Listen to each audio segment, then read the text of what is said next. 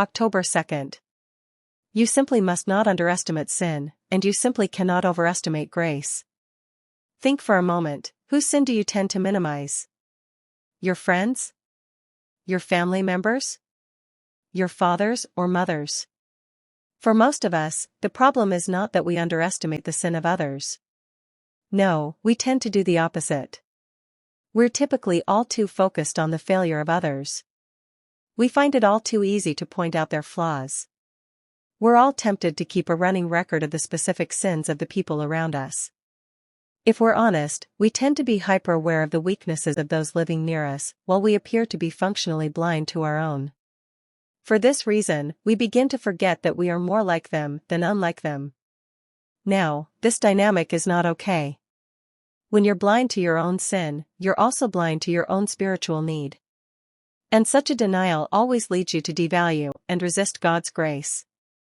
Here's the problem: we are all very good at doing both. We're all very good at looking at our sin and naming it less than sin, and we all tend to degrade what grace has done, is doing, and will do.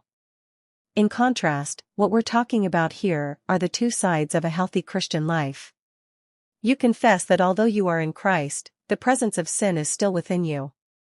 However, it is being progressively defeated. How? Only because God's glorious grace can do for you what you could never do for yourself. Admitting your sin doesn't lead you somewhere dark and depressing. Why? Because you can celebrate a grace that is greater than your sin.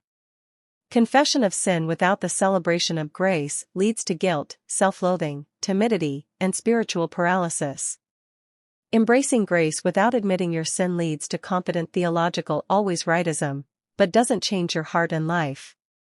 So today, refuse to minimize sin, reject the temptation to devalue grace, and run to Jesus weeping and celebrating at the same time. My little children, I am writing these things to you so that you may not sin. But if anyone does sin, we have an advocate with the Father, Jesus Christ the righteous. 1 John 2 verse 1. Reflect, which is usually bigger in your mind, the sin of others, your own sin, or the grace of Jesus?